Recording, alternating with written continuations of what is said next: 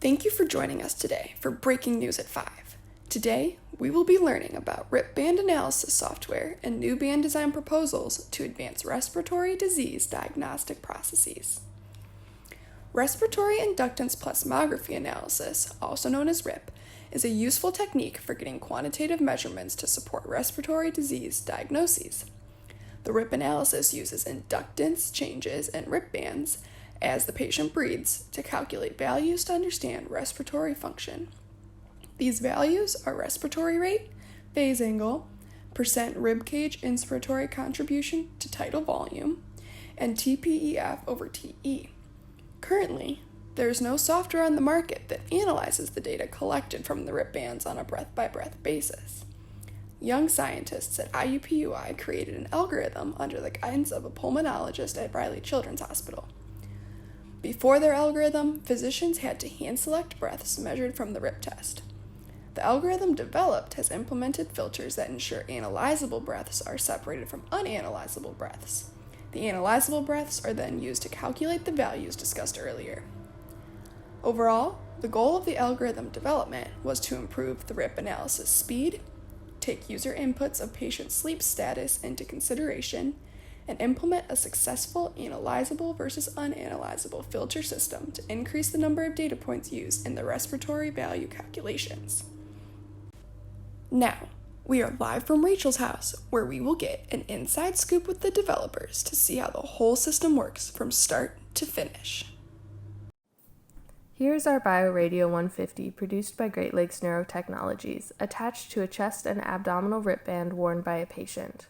The data is live-streamed from the BioRadio to a computer via a Bluetooth connection. When the physician is ready to record data for analysis, they open up BioCapture and BreathRIPple side by side.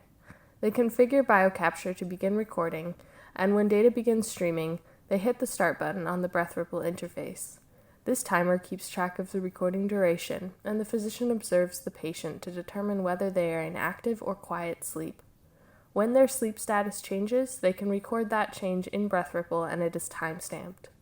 When the recording is complete, they stop it in BioCapture and in BreathRIPple and then convert the BioCapture recording to a .csv file.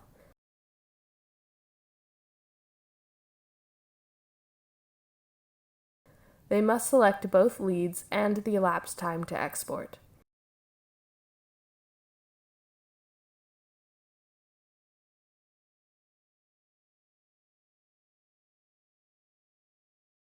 To utilize sleep status information, they check the box before uploading, upload their file, and then the analysis screen launches. The analysis screen allows the physician to examine the analysis on a breath-by-breath basis. All analyzable breaths identified by the algorithm are plotted in green. The physician can examine these breaths by scrolling through the data or entering a particular breath number. They can look at the Conomed plot and the relevant parameters for that breath, and the average parameters across the entire set of analyzable breaths. They can choose to exclude a breath from the data set.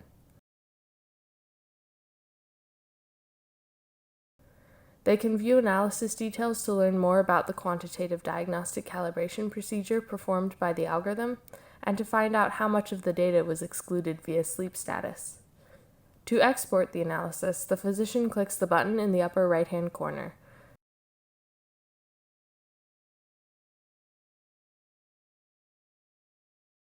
This generates a .csv file containing patient and user information, as well as information about each analyzable breath, such as start time, duration, phase angle, time to peak expiratory flow over total expiratory time, and the percent contribution of the rib cage. And just when we thought we had the full story on how these students are helping the respiratory disease community, we realized there was more. While doing the required background research for the algorithm development, Rachel, Chloe, and Jake realized there was another aspect that needs to be investigated. Together with their sponsor, the students decided on new RIP band design project goals.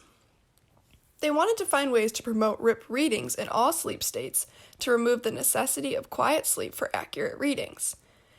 They thought they could further develop the RIP band system to implement a vertical component as a third dimension to further increase the accuracy of the collected respiratory data. The young scientists predicted that making wider bands to ensure snug fit even during periods of exercise and unrest, ensuring that the type of wire and pattern used to give the most accurate RIP readings, and that vertical measurements were amplified to create a clear signal would all come together to produce a great next-generation RIP band. The next question was how to actually make the vertical components of the band so they could accurately collect data.